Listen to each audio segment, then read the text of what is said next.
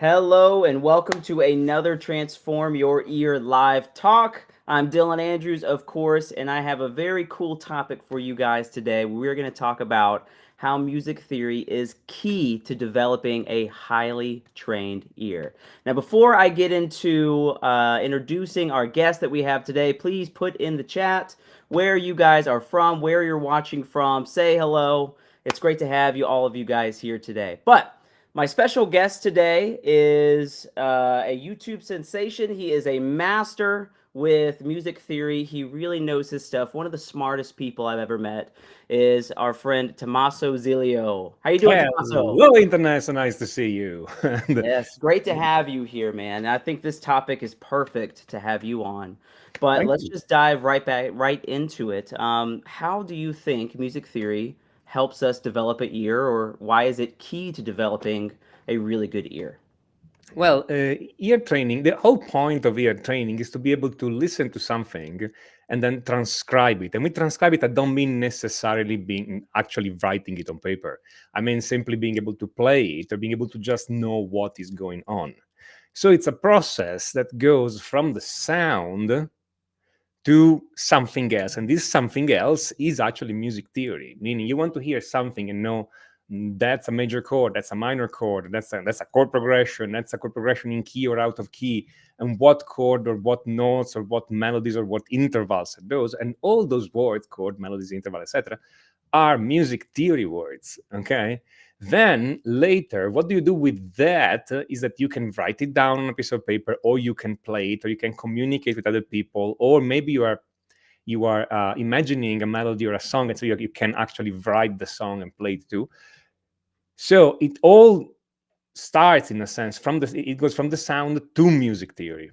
Okay, and then whatever you do with that, it's up to you.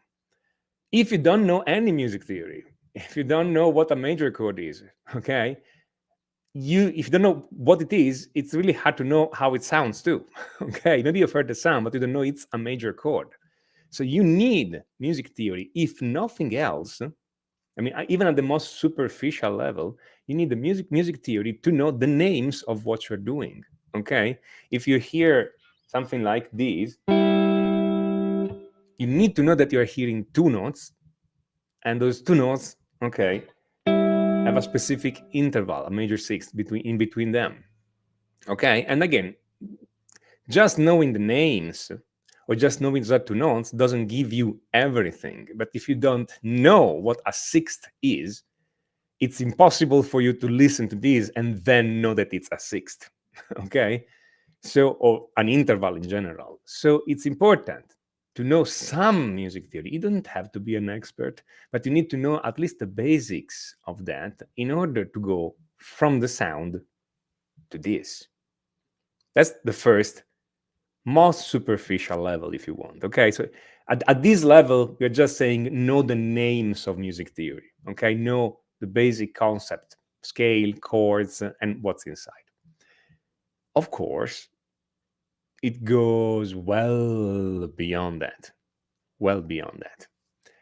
Because once you know some music theory and you know what those things are, what exactly is a chord, what note are in the chord, what exactly is a scale, how chord and scale relate to each other, and all these kind of things, then you can use music theory to increase your ear training ability.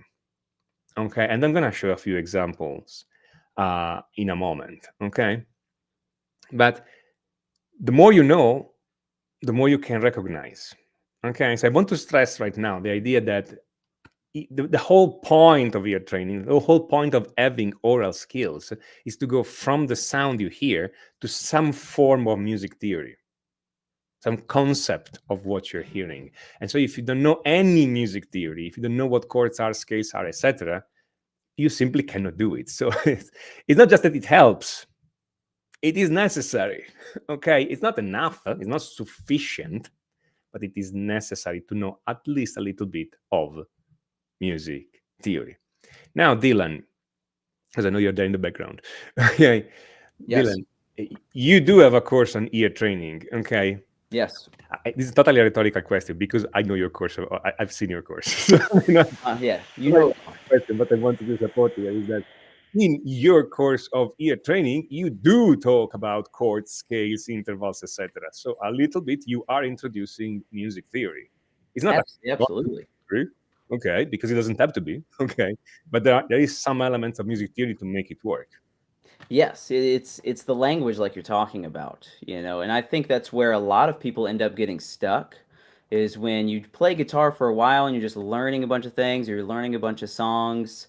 It's fun for a while, but eventually you just feel like you're stuck. And a big part of that is just not knowing the language. Like if you know why something sounds good, you can replicate it, you can communicate it, you can change it. There's so many more options that you can do if you understand what's going on and you can speak that language. And I think if you can't speak that language, then a lot suffers, not just your ear, but almost every aspect, if every aspect of music really suffers. So knowing that language. But if we have someone who is really just getting into this, into music theory, wanting to train their ear, what do you think is a good first step, or where should people start? I think people should start from major and minor triads. Okay, and it's very simple. It's just unfamiliar because you're just starting. Okay, but everything is very simple. Okay, the first thing I will advise people who are just starting in music theory is rather than asking why of everything, just take what you learn as a given for the time being. Later you can ask all the why, but take what you're learning, what you're learning or what you're taught as a given. Just accept things are that way right now, okay? And just play those things or sing those things or learn to recognize those things.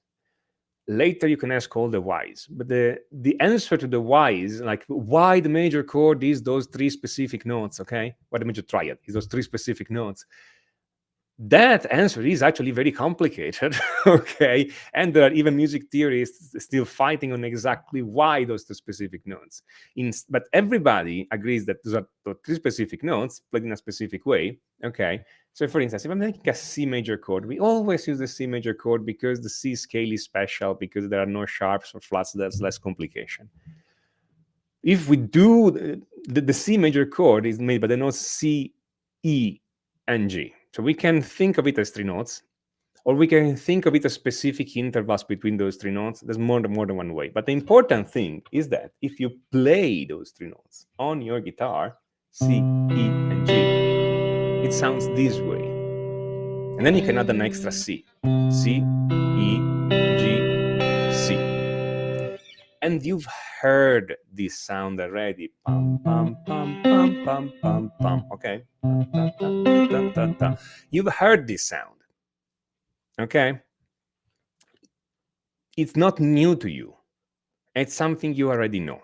So you want to connect these na na na na na na na. Of course, I'm not perfectly in pitch because I'm not a singer, but you want to connect this sound with the name major chord or major arpeggio in this case. The difference between chord and arpeggio is that in the chord, all the notes are played at the same time. In the arpeggio, they're played one at a time, in order or out of order. It's still an arpeggio. Okay, and again, I'm playing C, E, G, C, so the three note of the C major arpeggio. So you start just by knowing that, and again, ignore everything like the why those three notes. Yeah, just take this as a sound, okay, and just maybe sing this sound or learn to recognize this sound when you hear it around. Okay, so you start from there, and then you learn the next one, which is the minor. Okay, and then by knowing a little bit of theory, again, that's what you learn. You're like, there are three similar notes. Rather than being C, E, and G, you have C, E flat, and G, and D flat is the note one fret below the E. So of the three notes, only one changes, only the middle note of the chord change, and it goes down a fret, and so you have C, E flat, G, C. Na, na, na, na, na, na, na. And these little, and again, I'm even more out of tune on these. You guys have to forgive me. This morning just started snowing. The air is incredibly dry. I can barely talk actually. So singing is not in the cards, or at least not good singing. Okay, but na na na na na na na. Okay, that's a minor arpeggio, and you may want to hear the difference between the major and the minor, and then eventually start hearing that the only difference is this note, and the other notes are all the same. Okay, which we know in theory, but when you sing it or you listen to it, it feels like the whole chord is different because the whole sound is different, but only one note actually changed. So knowing theory helps you knowing where you have to put your attention. Okay, only one note change, you need to pay attention to that note. Okay, so you start this way, learning a few of those sounds. Okay, major and minor triads are the best first two sounds to learn because they are easy enough to sing. For instance, they're easy enough to recognize when you hear them. Okay, and there are only three notes each. A scale would be 7 notes. Okay, it would be a bit harder to remember all of that, and scales are usually harder. It's harder to sing a scale exactly in pitch. The arpeggio is easier for a number of reasons that we can go into if you want, but it's not important to know those right now. Okay, so I will start from there. I will start from there. Okay, but I mean that's where I will start. Some other people start in another place. Some people start with a major scale. That works too. It's not a problem. Okay, the beginning can be flexible. Okay, I just like to start from the major and minor triad. Okay, and then maybe build on that. Okay, now the exact exercise that we do could be a number of things. You could sing these, or you could have somebody playing it to you, and you have to recognize if it's major or minor. Okay, there's more than one. For this, actually, I would recommend you guys have a look at Dylan's course, actually, because it's much. See, that's the thing. It's everybody goes like. I'm gonna take an app from the internet. Okay, the app is gonna play me 2 notes, and I learn to recognize these intervals. I see two big problems with that. Okay, well, more than two, but I see two big problems. The Yes. first one is that learning to recognize all the 12 intervals. Okay, learning to recognize all of them just by somebody playing them at you or the app playing it at you. It's long, it's painful, it's frustrating. Okay, you make a lot of mistakes. There's lots of error in the trial and error. There is lots of error, so it takes a long time. It's frustrating. Hmm. You get the feeling that you have no ear. If you have the feeling that your ear is bad, it's because you've tried something like that. Because everybody has a pretty good ear once they are taught properly. Okay, it's not that hard. It's like driving a car. Okay, you need to be taught properly. That Okay, that is so perfect because I think right. everyone views ear training to be extremely hard, but it's just because the majority of people practice ear training in a very difficult, hard way. And that ear training, those apps make everyone feel like they suck. Me included. I downloaded so many apps, and the worst part was that I finally got good at the app, Exactly. but then I couldn't transcribe or do anything. Exactly. That's I the second problem. felt like I sucked like twice as much. Yeah, because Exactly. it didn't work. It's so That's frustrating. exactly the second problem that I was about. I see. You see, guys, we agree. The second problem is that once you get through these, and it takes months, and you get a good percentage of, I can get the interval, like I on the 95, 98% of Yep. correct, then you listen to a song and you're like, I still have no idea what they did. It doesn't do anything for you. I have no idea who got the idea here that recognizing the intervals will do anything for you. Okay, that's. I don't know. I mean, already the learning, pardon my French, sucks. Okay, Yes. because it's the equivalent of learning to drive a car by, okay, go on the car, go on the highway. Once you crash, we'll give you another car. Why? Thank you. It's like it's not gonna go well. But then you discover that you didn't need to learn to drive a car because you want to drive a truck. And then you're Yeah, like, I did all this for nothing. Okay, so it's perfect it analogy. doesn't work because I mean, first of all, music is not made of intervals. not in any meaningful way. Okay, there's typically more than two notes playing at the same time. Melodies move too fast for you to recognize every single interval, because people are like, if I can recognize from here to here, and then from here to here, and then from here to here, and then from here to here, you can transcribe the melody. Yeah, but how fast you need to be to do that? Nobody is that fast. Yeah.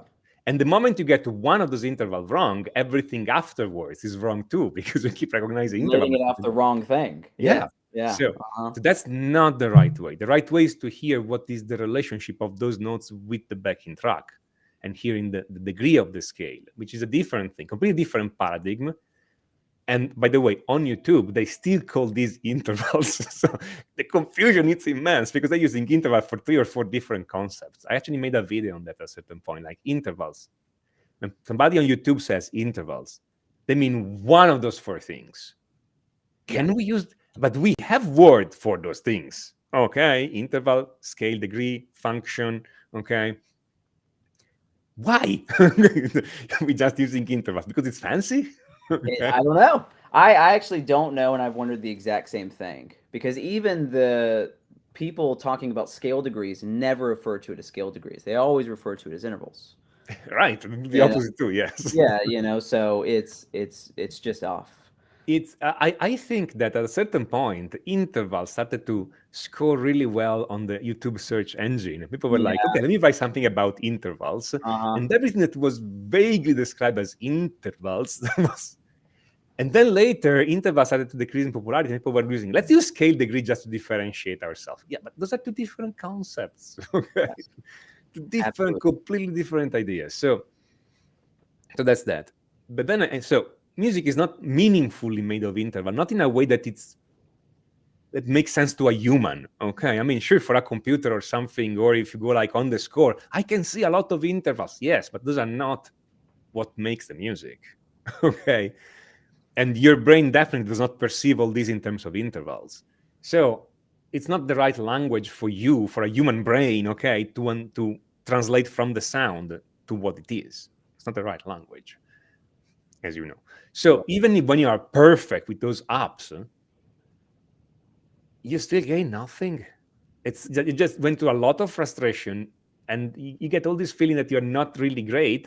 And then after you do that, after all this, and then you get a good percentage, you still can transcribe. And what does this do to your self-esteem? Like, I put all this work into that and I still can't transcribe. I must have no natural talent. Okay. Dude, you were riding a bike, and you need to drive a car. It's a different thing. Yes, absolutely. And if anyone watching this has tried this before and you felt like it's really difficult, it's probably not your fault. Especially if you're using an app or you're using something like this, it's not your fault. Your training is easy. And there's one thing that you just mentioned very quickly, but is absolute gold, is singing. So singing is the absolute best way to train your ear. Where you're singing those arpeggios like Tommaso was, you're singing scales, whatever it is, whatever, I found this to be so true, is whatever you want to be able to identify by ear, be able to sing it. And this will train your ear in the fastest way possible. So fast. Just listening to intervals or things over and over is just like half of it or even less. You need exercises to do, and especially with your guitar, so you can connect the two. But when singing those arpeggios and everything, Tommaso, what do you feel like people should sing? Should they be focusing on the notes? Should they just be humming the scale degrees? How would you So the tackle that? first thing I'm saying, I'm not a singer. Me neither. Most of us are not singers. Some of us are do great for you. Most of us are not singers. If you were a singer, maybe we would not have been playing guitar. Okay. The one reason I picked this up because it sounds the way I want, and I don't have to sing. Okay, but I still took a couple of vocal lessons just to get the pitch a little bit better. But honestly, you don't have to. Okay, because the thing is that you just need to get the note more or less. You don't need to have a good tone. Okay, so you can sing like me and sound like a strangled pig. Okay, not a problem. You can be a bit out in pitch, or like we say in jargon, you can be pitchy. Okay, you cannot have exactly the pitch. You can be just off the pitch. It's still okay. as long as you get close to it. Okay, you can act, you can sing, you can hum. Okay, I know people who actually whistle rather than singing. If that works for you, do that. Why not? Okay, the important point is that you generate the sound. Okay, and again, tone, timbre, pleasantness of the voice, it doesn't matter. Just get the pitch more or less. Just okay. Okay, and again, I'm a bit flat on this one because it's way too high for me, but I got in the ballpark. That's the important point. Okay, don't try to be perfect. Okay, just being in the ballpark is enough. Okay, just making sure that if you want ba ba, you're not singing ba ba. Okay, you need to sing more or less in the ballpark. Okay, that's what you want to concentrate on. Okay, you are not a singer. Don't try to be unless you want to. Okay, just sing those notes more or less. If those notes are too high for you, I mean, this is a pretty high note for a male, for an average male voice. Okay, and that's why I get that in falsetto, like in that head voice. Okay, but if you don't want to do the head voice, whatever, you think it's too feminine to do the head voice, you don't like the feeling in your, I hate the feeling in my throat when I do the head voice, probably because it's head voice, not throat voice. Well, play all those lower. Play a G major that is lowered. And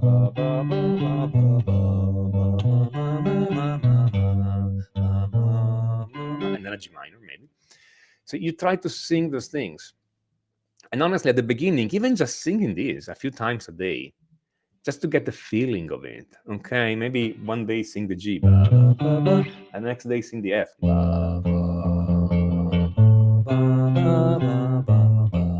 And by the way, you can totally play the first note, match the pitch, and then sing the rest.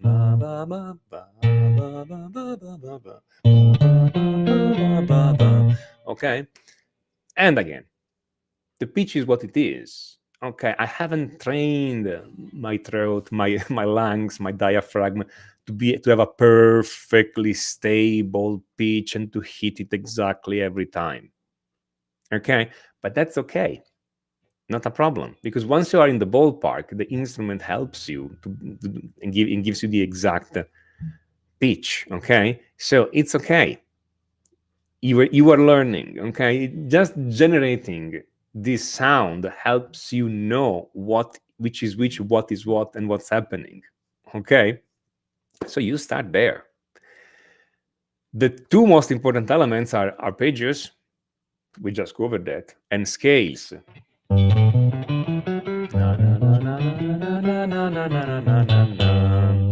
Okay, there's major scale, minor scales, all these kind of things. Okay, but even just learning the major scale, it's a big improvement. Okay, see, that's the thing. It's once you get a feel of those elements under control, you already made a big jump.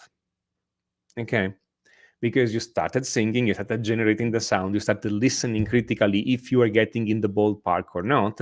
And even if you know only a few structures, only major chord, minor chord, and maybe the major scale, you already know a lot more, okay, because of all the skills you had to build to do this stuff. Okay, even if then you try to transcribe a piece in minor, okay, you have much better skill and a much higher probability of succeed just because you've done this, even if you never sang a minor scale before. Okay, so get the lowest hanging fruits immediately. Okay, don't try to be perfect. Don't try to try, and also, I mean, start simple. I mean, major arpeggios, minor arpeggio, major scale, maybe minor scale, and don't try to transcribe a Wagner opera immediately. Okay, or don't go with the latest jazz fusion thingy with super complicated chord. Transcribe something simple. Okay, no, transcribe the melody of a pop song. Okay, something simple. Take it easy. Get your feet wet and then gradually increase. Okay, don't there's a lot to learn. Okay, and even professionals sometimes are like are listening to something and like, okay, what just happened, what is this? I never heard this. What is this? Yeah, well, what chords are those? So then we have to do some trial and error to figure that out. Okay, but we build the skills to do that. That's the idea. Okay, at a certain point, you get to a point where you build enough of those skills that you can potentially transcribe everything. It just takes time. Okay, and from this point on, you just work in making things faster and faster and faster and faster and faster, so you can transcribe in nearly real time. Okay, and it still depends on your style. Okay, so depending on, if you play blues, you're gonna be able to transcribe most blues very fast because you learn the pattern of that style, what chords they use, what chord progression they use, what does the style of the solo or the singing or the lead guitar or the style of the rhythm guitar, and then you learn to transcribe those faster. And then maybe when you listen to jazz, you can't, and vice versa. If you do this on jazz, then maybe you listen to metal later, and the metal is too fast for you to transcribe, okay? Because it's not just harmonic complexity, it's also speed, okay? Or maybe you do this on metal and you cannot transcribe classical music. That's okay. You are building the skills and you're building it first in the style you like. That's okay. So the idea would be simply that. Just get started, okay? Even a simple thing does a lot for you, and singing is the best thing. Now, the thing I want to stress is this again: singing is not a comfortable thing to do for us guitar players. Because again, if it were, we'd be singers. Okay, so do this in the privacy of your bedroom. Okay, um, shut the door, kick the family out. Okay, put some cotton in the ears of the dog so it doesn't suffer. Okay, not a problem. Just sing. Okay, nobody has to hear you ever. Sing, and the idea is play something on your instrument, then sing it, pa, pa, pa, pa, pa, pa, pa, and then sing it without the guitar, pa, pa, pa, pa, pa, pa, pa, and pa, pa, pa, pa, pa, pa, pa. And eventually, just play the first note and sing the whole thing. Pa, pa, pa, pa, pa, pa, pa, pa, pa, pa, pa, pa, pa. And then change the position or change the arpeggio, etc., etc. Okay? Allow yourself to get it wrong. It's okay. It's actually good because you're getting it wrong. You listen, you correct, and little by little you learn those sounds.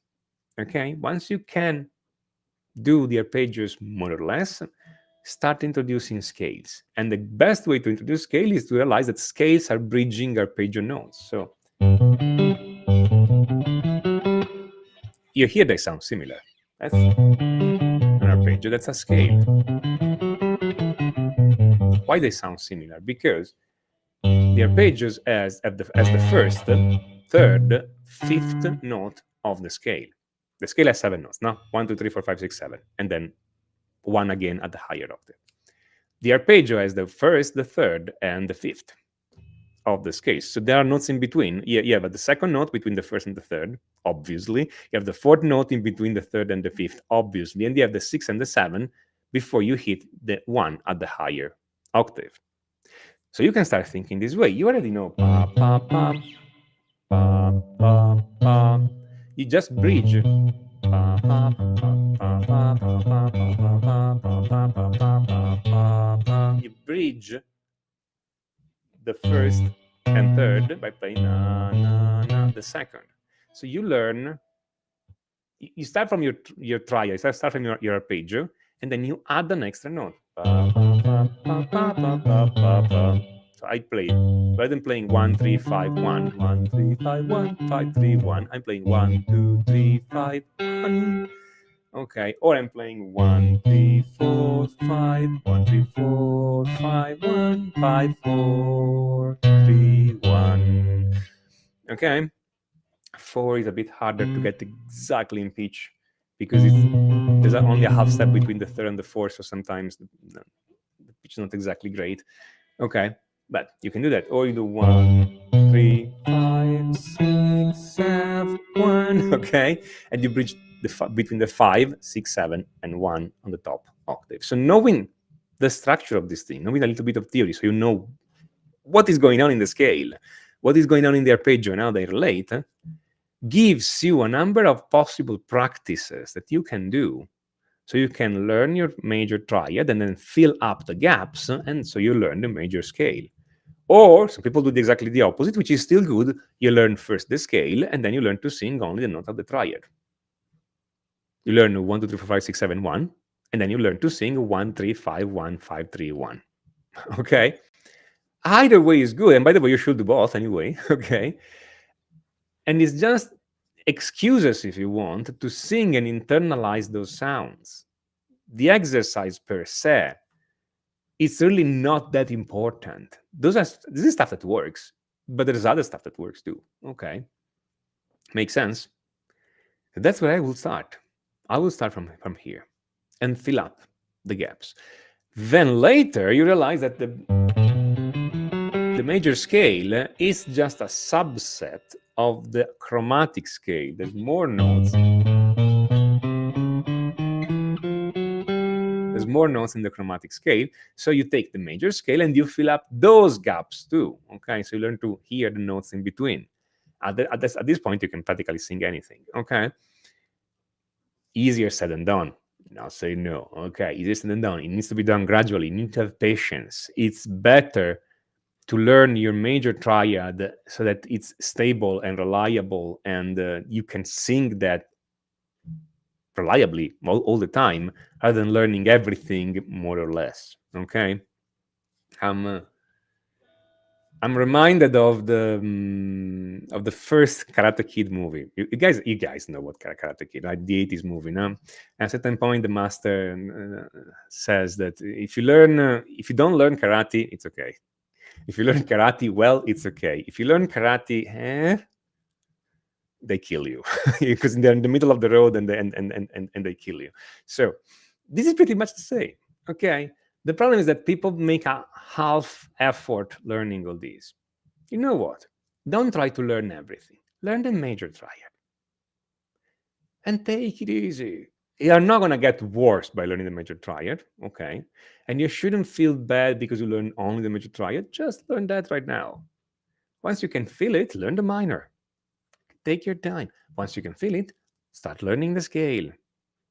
You're not going to get worse by doing that, okay? But don't try to learn all the 12 intervals like all those apps do, okay? And before people go like, but there is this other app that maybe helps. No, it doesn't work this way. No app can do the work for you, okay? You have to sing it, okay? That's a possible thing to start on, okay? As guitar players, though, we have another possible entry point, okay, that is pretty much exclusive to us guitar players. And some of you may find that much easier, okay? Again, this will not work for piano player. This will not work for violin players. This will not work for saxophone players. This will not work for anybody else.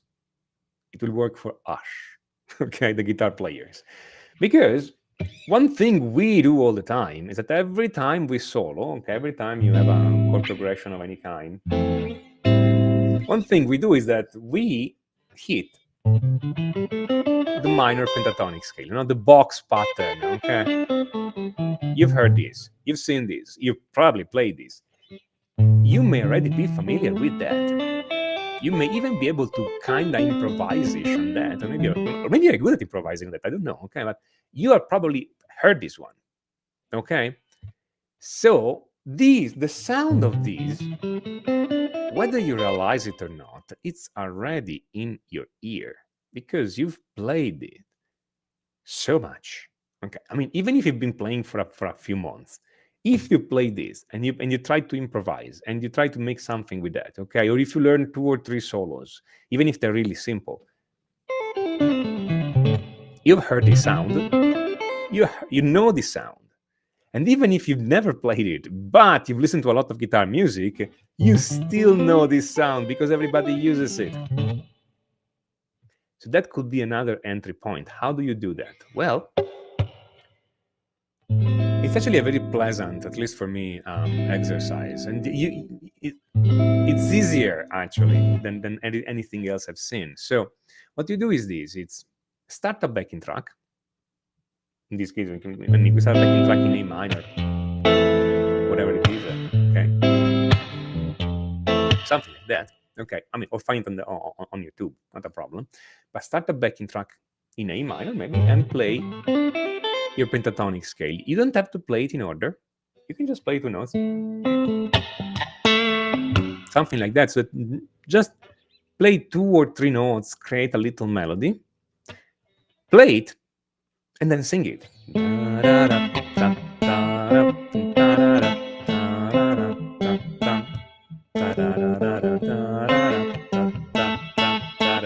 Something like that. It's just 3 notes. Yeah, it's okay. You're just singing it, okay? And at this point, it articulates in 3 steps. First, you sing it. The first thing is first you sing it. Sorry, the first thing is first you play it and then you sing it. I'm getting confused. Okay, that's the first stage. Okay, something like that.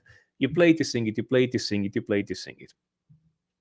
Then, phase number 2 is you play and sing at the same time. You're not going to get it everything right all the time, but non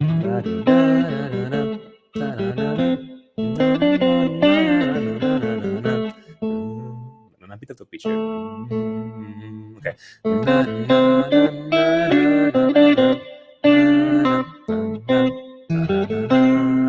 Okay. Something like that. So you sing and play at the same time. It's you are just having fun with this. Okay, you're just playing in the original sense of playing. Okay, like making it a game. It doesn't have to be great. It doesn't have to be fast. It doesn't have to be big intervals. You don't have to go about okay or stuff like that. You can stay on the same 2 or 3 notes. You're just trying to connect what you're doing on the guitar with your voice. Okay.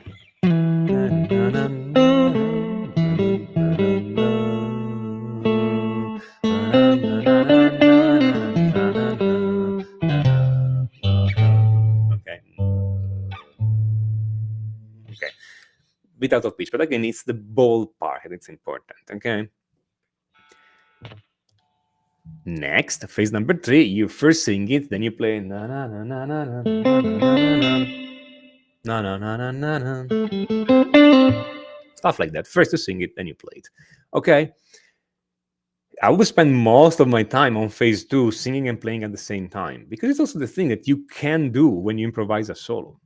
What you're gonna find is that at the beginning it's a bit awkward, like anything new. Okay. It's a bit of a challenge. You get the wrong note, then the sound doesn't come out as you want, but little by little you're expanding your area of comfort here. Okay. And then eventually your voice starts to connect with the guitar, even just on the pentatonic scale. Maybe you don't learn anything else, but even just on the pentatonic scale, it starts to connect. So now when you hear a solo, you can re-sing the solo in your mind or with your voice, and somehow your fingers know where to go because you connected them. When you're improvising a solo, you are feeling that you want a specific sound. You may sing it under your breath or again just in your mind, and your fingers miraculously will play that sound.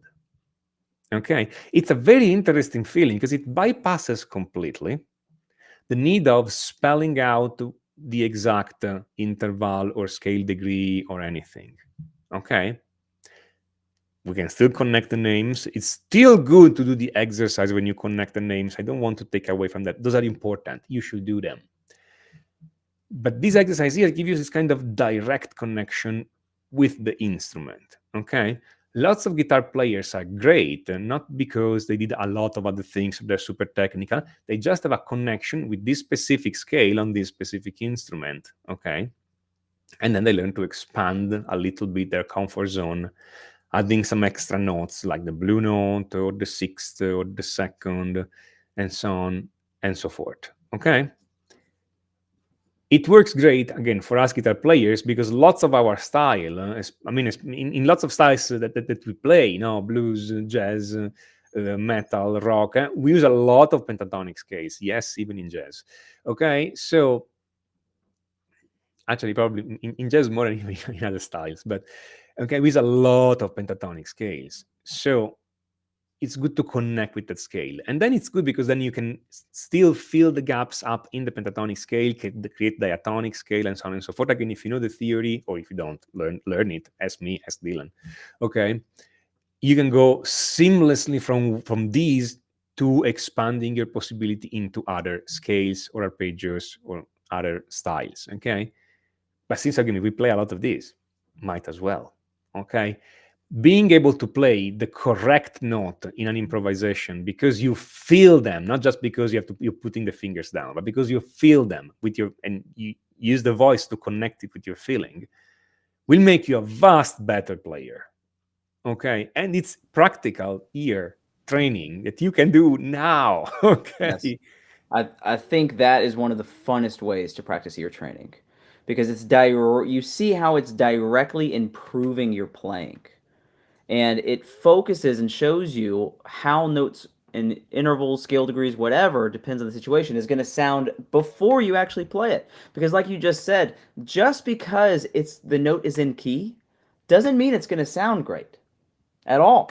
It depends on what chords being played. It depends on the entire situation. So you want to know with just certainty how that is going to sound before you actually get to it. So actually using ear training in this way where you can directly see your skills starting to improve just makes things way more fun, you know? Exactly. Something that ear training apps don't give you. And now there will be an implicit question that people are asking. So I want to answer that. The question is this: if people are going to ask that in their mind at least, it's like, so should I have do this exercise and get the direct connection? Or should I go through theory like I'm hearing a sound, I know what number or degree or note it is over what chord, and then have the whole intellectual understanding and then play it? And my answer is that you should do both. Yes. Both. If you want, one is the right brain way and one is the left brain way. Okay, and one is the direct connection, emotional direct connection. One is the reasoned cerebral connection, and you are a person with a whole brain, so you want to do both. Why limit yourself? I Mhm. mean, do you want to walk with your right leg or with your left leg? Both. Do you want to think with your left brain or with your right brain? Both. I mean, it's obvious. Why would you want to do that? Because the direct connection help you in lots of situations where you play, and the intellectual cerebral connection with through all the theory helps you too, because then you need to, when you want to discover new sound, you want to have an explicit language. When you're studying new things, when you get stuck, when you want more creativity, etc., knowing how to talk about this and knowing exactly what you are playing at an intellectual level helps a lot. All those people like music theory prevents creativity or destroys creativity. It's exactly the opposite. Okay, how are you going to be creative if you don't even know what you're doing by doing random stuff? I mean, you are a random number generator. I mean, if you want to do better than random, you want to do better than a cat on a piano. You need to know what you're doing. Sorry, I mean the cat on the piano is random, Oh, that's great. and Yeah. that's what it is. So you need to know this, and having the fun thing is that you're going to start those two things and they're going to be separate for a while, and then eventually they join again. So when you do all this singing and okay, you're going to know what are those scales degree because you learn to study the other way, so it's going to go faster. Those two things become the same thing eventually. If you ask me which one I'm doing both at the same time. I train Yes. both of them separately, and eventually they connect and join again. And that's what you want: full, complete understanding in real time, and also intellectual understanding in real time. Yes. Okay. It's important to practice both. Yes. Like when you're a little bit experienced, if you're a complete beginner, it might change. But if you're a little bit experienced, having that mix of just practicing the logical, can I sing this? Can I identify this? And also being able to use it creatively is both together is what makes it fun. Because when you understand it more logically and you can do it, then you're able to be more creative. So they feed into each other. It's so important. Exactly. I You mean, know. this practice is right. This practice is right. The wrong thing is doing only one Yep. or none. Okay, that's the Yeah. worst. Yeah. You have to do both, and now all of you will find one or the other easier. I cannot tell which because it depends on you. But everybody listening here, one of them is easier for you. You have to do the other one too. I know it's hard at first, but believe me, it really makes the difference. Okay. And again, that's something that if you go and through the apps or go through YouTube videos, etc. I know the irony. We are. This is a YouTube video, okay. But if you go to YouTube videos, it doesn't happen. Okay. And here I want to say one thing. I'll try very hard to make any names, but there are a few very famous YouTubers, one specifically super famous, that made a whole series of ear training for beginners. And you see the first video. This is not ear training for beginners. It's not for beginners. If you're looking at those videos and you're thinking, those people are magical, I don't have the talent, it's not your fault. It's the YouTuber's fault. Okay? Because some exercises I've seen, I know professionals who cannot do them, successful professional, paid people, famous people you may even know, okay? And they cannot do those exercises, but those professionals can totally transcribe stuff in real time, can totally be put in a jam session, know what key it is, and play something appropriate immediately, can totally compose in their mind and know what's going on, but they cannot do those exercises. So those are not exercises for beginners. That's what it is, okay? So don't go around YouTube searching ear training for beginners. Okay, I know what Dylan is doing, and I trust him. I've seen his course. I know what is, and I've been knowing Dylan for a long time, so I know what he's doing. He's doing the right thing. I trust him. I trust very few other people, okay, on this specific topic of ear training, because lots of people are on YouTube. People become famous by impressing you, which is exactly the opposite than what you need to do to teach somebody. Okay, the right way to teach somebody is to making things simpler so the student can understand. If you make things simpler, they are not impressive. So people on YouTube try to be more impressive, so they make things harder. Okay, so lots of famous teachers on YouTube. It's hard to learn from them. Okay, lots of famous teachers from YouTube are not doing the right thing. I understand why they're doing it. I'm not judging them. I'm just saying it's going to be hard for you to learn from them. Okay, keep this thing in mind. Okay, it's not being cynical, it's self-preservation. Okay, who is making things simpler? Learn from them. They may not be impressive, they may not look impressive, not a problem. If they're making things simpler and you can understand, that's better. Okay, so that doesn't mean that they don't look impressive, period. Okay, for instance, I think Dylan is pretty impressive. If you've seen him doing his ear training thing, I think he's pretty impressive. Okay, it's just that he doesn't show off all the time. Okay, because he's trying to explain to you. Okay, and again, just saying. Okay. Yeah, that's fantastic. Is understanding the context of the video you're watching. You know, Yes. yes, I've early on I would make that same mistake. So think, oh, they're incredible. I just don't have it. You know, but no, that's not true. That's not true.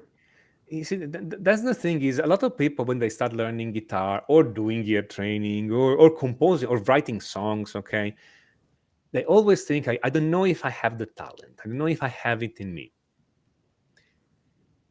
Now, lots of you know how to ride a bicycle or drive a car. When you were of age of driving a car and you went to learn how to drive a car, you went on driving school. You did not enter the driving school and told to the teacher, "Listen, I'm not sure I have the talent to drive a car." Mhm. It was a given you were going to learn because everybody's learning. You know your friends are learning. You know people who learn. You know your dad, your mom can drive, okay? And you are not gonna be less than your dad or mom, right? I mean, you're not gonna be the one in the family who cannot drive a car. You're not gonna be the one among your friends who cannot drive a car. Of course, you're gonna be able to drive a car. They're gonna teach you. This is easier. This is vastly easier than driving a car. Okay, I mean, or at least people are not throwing themselves under your wheels. At the Yes. very least. It's exactly like that. And from the people that I've taught that have been successful with developing their ear, it always just comes down to a very simple choice. And this matters so much is what Tommaso was just saying, that you really don't need talent. You can either decide to believe that or not believe that. And what I found is the students who decide that to trust and be like, okay, if I just consistently practice this and I work on it, I will develop a great ear. And they always do. And the ones that decide to think that, nope, you have to have talent and I don't have it, you will never develop a good ear because you're always going, even when you do practice ear training, you have that thought process going on. And that's just completely setting you up for failure. So you Exactly. just have to realize that you don't need, and I've told this story a lot, as I, back in music school, I almost failed my ear training class. I believe it. All the other classes were great, but ear training I failed, and there were some other reasons why. The way it was structured, it was taught very much like the app, Yeah. but still, I the only reason I passed is because they curved the grade. Everyone else in that class seemed to do great, but I didn't. And now I'm an ear training coach, which I never thought would happen. But I decided to not give up and keep going, figure it out, and now I have a great ear. And there's one question I've had for you, Tommaso, that we've talked about it the entire time, but I want to more directly go for it. Is Mm-hmm. there's I've seen from a lot of students who are really good at trial and error. So there's two main things with ear training. There's playing by ear, Mm-hmm. trial and error. Playing by ear, you absolutely must know music theory. Yep. You cannot. Playing by ear is knowing what's going on in music without the aid of your instrument. You can listen and you know. You have to know music theory. Trial and error people are able to listen to something, pick up their guitar, find it without knowing theory. They can just figure out the note, and there you go. If someone can figure out songs by just doing that method, is it important for them to know music theory? Well, yes, because trial and error, first of all, it's frustrating. Okay, because it's error. Okay, everybody always underestimate the error part. Okay, there's a lot more error than you think. It cannot be done in real time. If you're playing a solo, can you really afford to play the wrong note? And if you're improvising a solo, can you go, no, no, okay, I'm gonna redo it? No, no, you can't. Okay, but even then, just imagine how vastly easier your life would be if when you hear something, you just know what's going on and you just play it, as opposed to have to spend time fishing around for it. And then also, every time I see people fishing for it, and they're able to transcribe maybe 90% of the song, and there's always something that they cannot quite put the finger on. Okay, it always happens. Have the whole song except one chord. Okay, or have the whole song, but what the melody is doing here, it's unclear. Or there's always something like that. It's much easier to actually know what's going on. Okay, I mean, of course, it takes a little bit more study, but don't limit yourself. Okay, again, it's with what leg you want to be able to walk, the left or the right one. Well, use both. If you can do trial and error and you're pretty good at that, you are losing nothing by also learning theory. You can only get better. You can only get faster. Okay, your ability of trial and error is not going to be touched. You can still do it, and whenever you don't know what's going on, you can still use it. Okay, but when you know what's going on, you don't have to rely on that. You can just play it, and then little by little, by learning a few things at a time, everything becomes like that. It's not instantaneous. It takes time, sure, but you're not any worse. That's the point, okay? There is no moment where you just lose all the ability. You can still use the trial and error. The point is, don't accept trial and error as the final answer. Okay, use it when you need it. Hey, when I transcribe something uber complicated, okay, when or in styles I don't know, or occasionally I go by trial and error too, because I'm like, okay, I never heard this chord progression. I want to learn what it is. Okay, it happens. Somebody, I mean, music theory is vast. Nobody really knows everything. Or if they exist, I never met them. But so occasionally I listen to music, and somebody may play something I never heard before. What do? I find a recording of that and I transcribe it. And when I transcribe that, since I don't know what it is yet, I have to use trial and error. I have a lot of systems, ideas, strategies, etc., that makes me way faster at trial and error. Okay, because I can a few things I can tell. Okay, so I can reconstruct the whole thing, but based on what I can hear and what I know is going on. But some parts of it needs to be done by trial and error because it's new to me. Fine. So you see, this never goes away. It's a good skill to have. But that's for learning new things. So that later, when I hear that thing again, I know what it is. Okay. And that's the way it should be. Okay. You use the trial and error to increase your skills, not to settle for trial and error. What do you think, Dylan? Yes, I Fair? I completely agree. It was for a long time I was just all trial and error. Where I got to the point where I could figure out a song pretty quickly, but it like you said, there was always something missing, or when I finally got it, it took forever, Yep. and when it came to improvising something, none of that's going to help me at all. Yep. But what I found was when I started looking at theory and training my ear the right way, that I was able to do things by trial and error a lot faster at first. So it started really helping the trial and error. And then what happens is if you have trial and error and playing by ear, when you start learning your theory, it starts shifting to where you're able to play by ear a lot more, and the more that you have to use trial and error decreases and decreases, Yep. which I mean, just as far as like practice time goes, saves you an incredible amount of Oh time, yeah. where you can figure out a song in 5 minutes opposed to an hour. It's much better. Trial and error is not necessarily a bad thing. Like Tommaso was saying, it depends on how you use it. If you're using trial and error to settle, then it is a bad thing. But no matter how good your ear is, you're always going to have some part of trial and error in your playing. Like when Tommaso was saying that you hear something you never heard before, I'll still need to use trial and error every now and then, and that's completely fine. But you just don't want to be so dependent on it. You want to lower that and get your ability to play by ear at a much higher level by doing a lot of the different exercises that we went through today. And the main thing is singing, you know? You And see, and it's more fun because you eliminate all the friction. No, I mean, it's not like you have to fight for every note, fight for every chord. It just no. yes, And I mean, there is nothing more frustrating when you are improvising something or composing something and you know how you want it to sound, and you're like, but I don't know what that is. Okay, and then yeah, you have to go and fish for it, and then once you find it, it's 10 minutes later, okay, or even just 2 minutes later, and you're like, okay, but now I don't feel the melody anymore. Okay, and you just kind of lost your compositional flow. Okay, it's so much easier when you can just hear and you know what it is, and you put it down on paper or on your instrument, etc. yeah. And I mean, this is an attainable goal. I'm not.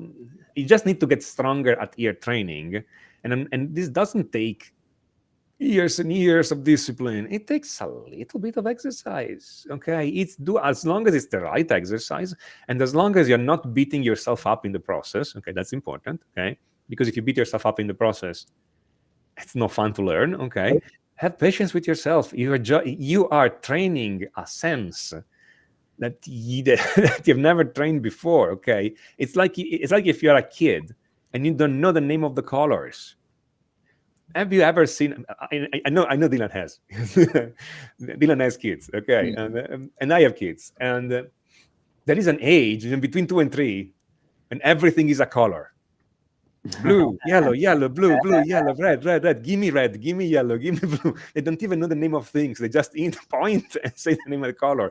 The kid spends an inordinate amount of time recognizing colors, and it's just and at the beginning it's just the same 5 or 6 colors. You need to spend some time recognizing the notes or the intervals or the chords or the scales. It just takes time.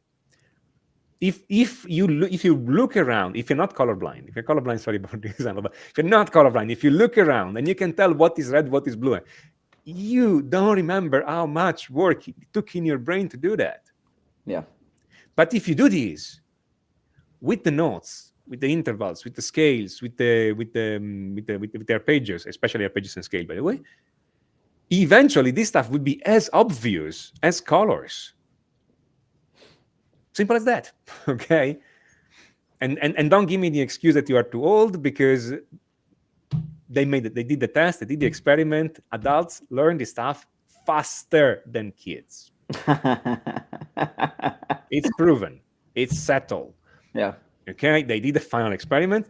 Adults learn this stuff faster than kids, simply because we are more disciplined than kids. Done. So Yeah. Yeah. It's fantastic.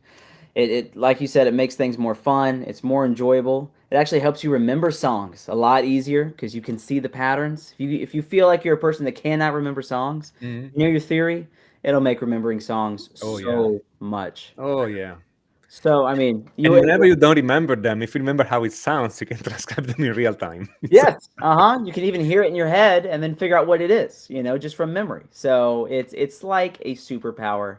So knowing your theory will absolutely help your ear. But Tommaso, thank you so much for all the wisdom, man. I Thank appreciate it. you. But I think you have something for everybody, a little resource. You want Yes, to tell them about one that? thing that helps you doing all this is, lots of guitar players have this problem that they don't know the notes on their fretboard. It's another unsurmountable problem for lots of us. No, it's like in on piano it's easy to know what the notes. On guitar it's impossible. Learning the notes on your fretboard in a way that it's an automatic recall, so you know immediately what are the notes. It's possible, it's easy. You just need to do 6 exercises. 6 exercises, no more, no less. Okay. And so I put down those 6 exercises into this ebook. You get the ebook. The ebook is completely free. You give me $0. You don't give me your credit card number. You go, you get the ebook. That's it. Once you get the ebook, there is a link in the ebook. So you can read the ebook, or you can click on that link and see everything on video. You see me performing the exercises in front of you, explaining what I'm thinking, why am I thinking it, and everything. So there's no guesswork. It's not that you're reading the ebook and like, I wonder what he's saying. No, no, no. You see me practicing and I'm explaining to you what I'm doing.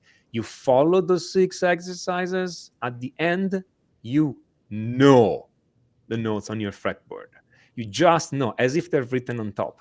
The process takes a few weeks, okay, but takes 5 to 10 minutes a day. If you can spare 5 to 10 minutes a day for, let's say, a couple of months, you can resolve this problem forever, and you have no idea how faster everything else becomes if you know what you're playing, because now you know where the notes are. So now you can build chord patterns. You can build scale patterns. You don't have to rely on other people telling you what the pattern is. You can make your own in real time. Okay, so it changes the way you see the guitar for the better, for 5 minutes a day in a couple of months, for free. There you go. That is awesome. I also put the link to that in the chat so you can just click on that. And then also, I have a little thing for you guys too. If you do want some more specific exercises that you can use to train your ear that also will help you with your theory, here is 5 easy ways to practice ear training. So I've taken my top 5 ear training exercises, put them together for you guys in a really nice video. I'll put this in the chat as well. And just like Tommaso's, this is completely free.